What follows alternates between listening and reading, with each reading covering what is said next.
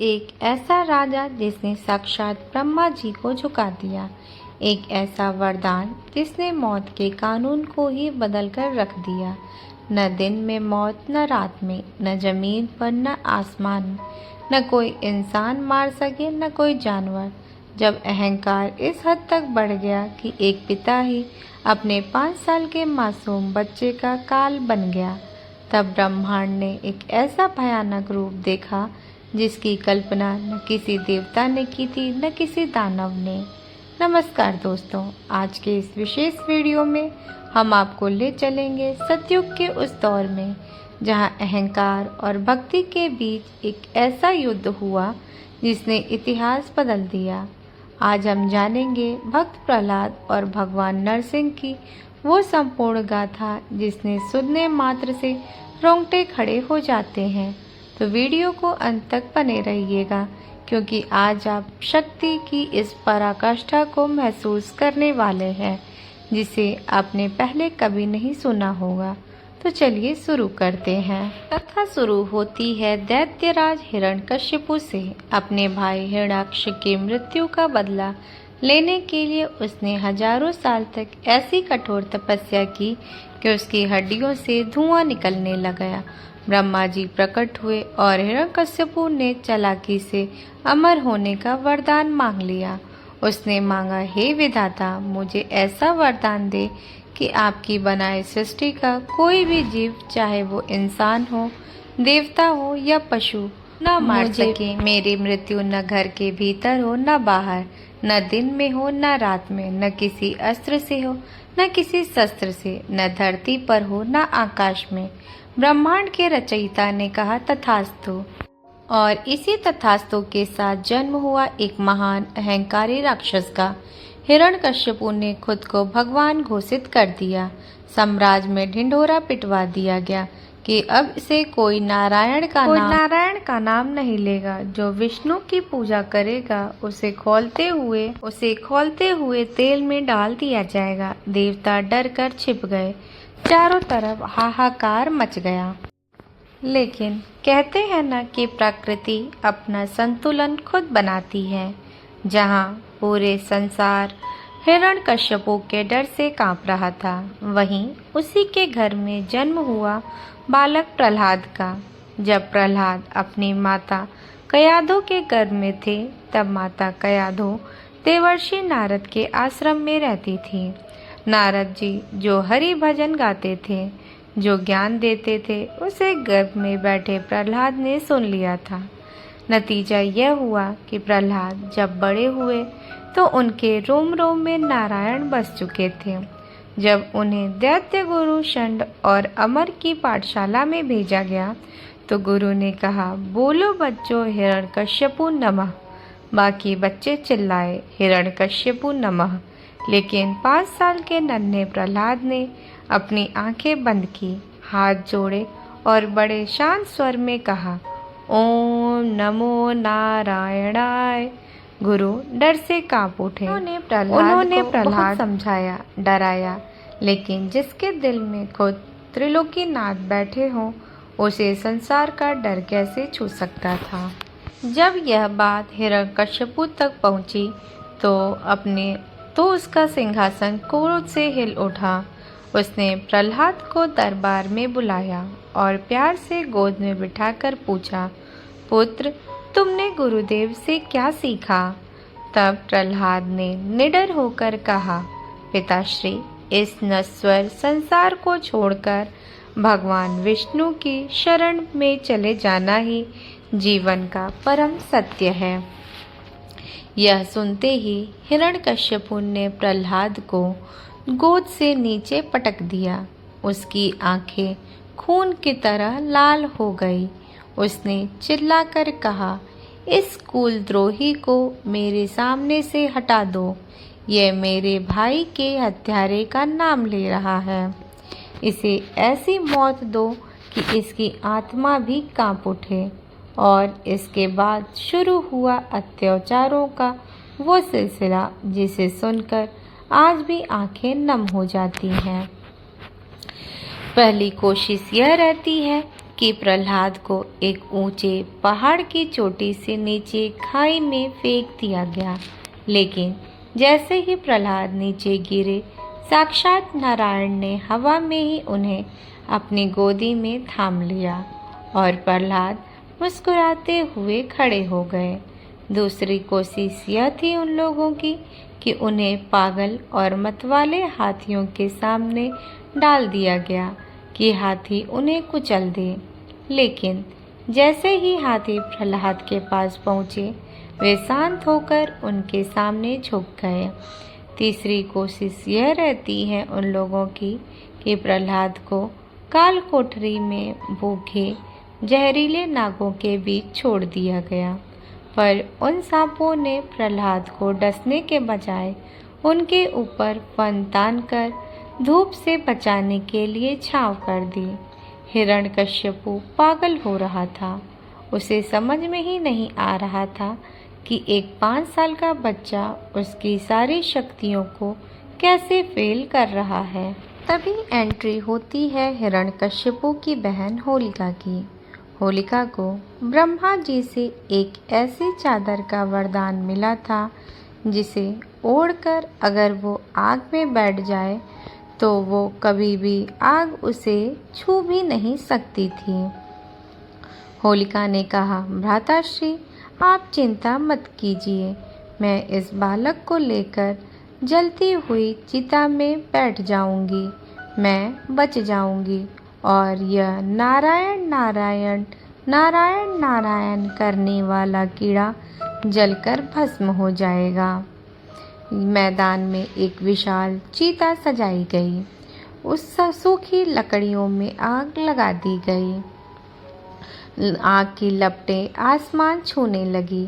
होलिका चादर ओढ़कर बैठ गई और उसकी गोद में थे शांत स्वभाव के प्रहलाद जो लगातार जप कर रहे थे, हरि ओम हरि ओम हरि ओम हरि ओम। तभी एक चमत्कार हुआ। अचानक इतनी तेज हवा चली कि होलिका के शरीर से वो वरदानी चादर उड़ गई और जाकर प्रहलाद के ऊपर लिपट गई। देखते ही देखते अधर्म की आग में होलिका जलकर राख हो गई और जब आग शांत हुई तो प्रहलाद उस राख के बीच से मुस्कुराते हुए सुरक्षित बाहर निकल आए। तो दोस्तों, यही वो दिन था जिसे आज हम सब होली के रूप में मनाते हैं, बुराई पर अच्छाई की जीत। अब हिरण्यकश्यपों के सब्र का बांध टूट चुका था। शाम का समय था, सूरज डूब रहा था। वो अपनी तलवार लेकर प्रहलाद की तरफ बढ़ा। उसने प्रहलाद का गला पकड़ लिया और चीख कर पूछा कि बता, कहाँ है तेरा वो विष्णु, हर बार बच जाता है? कहाँ है छुपा वो? बता, कहाँ छुपा है वो? अगर वो इस ब्रह्मांड में हर जगह है तो क्या इस निर्जीव लोहे के खंभे में भी है? तो हर बार बच जाता है तो बता, कहाँ छुपा है वो? अगर वो इस ब्रह्मांड में हर जगह है तो क्या इस निर्जीव लोहे के खंभे में भी है? प्रहलाद ने हाथ जोड़कर खंभे की तरफ देखा और कहा, हाँ पिताश्री, मेरे प्रभु इस खंभे में भी हैं। अच्छा, तो आज मैं इस खंभे को भी तोड़ूंगा और तुझे भी। यह कहकर हिरण्यकश्यपु ने पूरी ताकत से अपनी गदा से उस पर खंभे पर दे मारी। जैसे ही खंभा टूटा, वैसे ही पूरे ब्रह्मांड में एक ऐसी भयंकर दहाड़ गूंजी कि धरती डगमगाने लगी। आसमान में बिजलियां कड़क उठी। खंभे के 2 टुकड़े हुए और इसके भीतर से प्रकट हुए भगवान नरसिंह। एक ऐसा रूप जो न पूरा इंसान था न पूरा जानवर। धड़ इंसानी योद्धा का था और मुख साक्षात क्रोधित शेर का। उनकी आंखें सूरज की तरह चमक रही थी और जीभ से मानो आग निकल रही थी। हिरण्यकश्यपु का सारा घमंड एक पल में टूट गया। हिरण्यकश्यपु का सारा घमंड जैसे कि एक पल में हवा हो गया। भगवान नरसिंह ने हिरण्यकश्यपु को तिनके की तरह उठाया और झपटते हुए महल की चौखट यानी कि दहलीज पर ले गए। भगवान नरसिंह दहाड़े, मूर्ख राक्षस, देख और याद कर अपना वरदान। बस यही था कि क्या अभी यह दिन है या रात। हिरण्यकश्यपु ने कांपते हुए कहा कि यह संध्या काल है, न दिन है और न ही रात। क्या तू घर के अंदर है या बाहर। तब हिरण्यकश्यपु ने कांपते हुए कहा कि मैं महल के दहलीज पर हूँ, न घर के अंदर हूँ और न ही घर के बाहर। तू जमीन पर है या आसमान में। तब वो उत्तर देता है कि ना ही मैं आप जमीन पर हूँ और ना ही आसमान में। मैं आपकी जांघों पर हूँ, ना कि जमीन पर और ना ही आसमान में। और मुझे देख, मैं न इंसान हूँ और ना ही जानवर, मैं नरसिंह हूँ। और अब मैं तुझे न किसी अस्त्र से मारूंगा न शस्त्र से। देख मेरे इन नाखूनों को।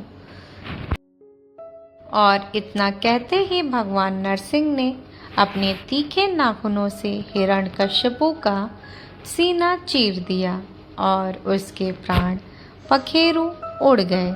इस तरह ब्रह्मा जी के वरदान का अपमान भी रह गया और पापी का विनाश भी हो गया।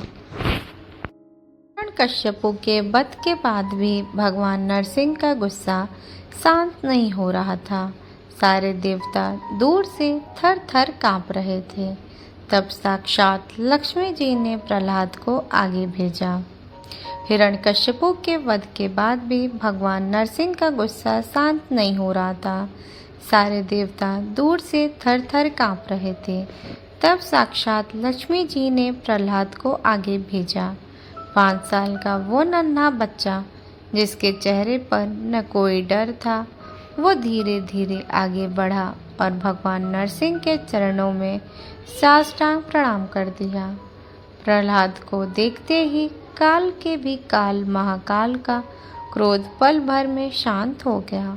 उन्होंने प्यार से प्रहलाद को गोदी में उठा लिया और उनके सिर को चाटने लगे, जैसे कोई शेर अपने शावक को चाटता है। भगवान ने कहा, मांगो प्रहलाद, क्या चाहिए। प्रहलाद ने रोते हुए सिर्फ एक बात कही, प्रभु मुझे कुछ नहीं चाहिए, बस मेरे पिताजी ने अज्ञानता में जो पाप किए हैं उन्हें क्षमा कर दीजिए। तो सोचिए दोस्तों, जिस पिता ने इतनी यातनाएं दी, प्रहलाद ने अंत में उसी के लिए मोक्ष मांग लिया और भगवान ने हिरण्यकश्यपु को भी मुक्त कर दिया। यह कहानी हमें यह सिखाती है कि परिस्थितियाँ चाहे कुछ भी क्यों ना हो, अगर आपका विश्वास और आपकी भक्ति सच्ची है तो स्वयं भगवान को भी आपके लिए खंभा फाड़ कर आना पड़ता है। ईश्वर देर कर सकते हैं लेकिन अंधेर नहीं। अगर आज आपको यह वीडियो की प्रस्तुति अच्छी लगी हो तो वीडियो को लाइक ज़रूर कीजिएगा और कमेंट बॉक्स में अपनी श्रद्धा से जय श्री नरसिंह या ओम नमो नारायणाय लिखना मत भूलिएगा। और ऐसी ही और भी पौराणिक और रहस्यमयी कहानियों के लिए हमारे चैनल को सब्सक्राइब करके बेल आइकन ज़रूर दबाएं, ताकि मिलते हैं आपसे अगली एक और रहस्यमयी और ज्ञानवर्धक कहानियों में। तब तक के लिए जय श्री कृष्ण। सुरक्षित रहें आप।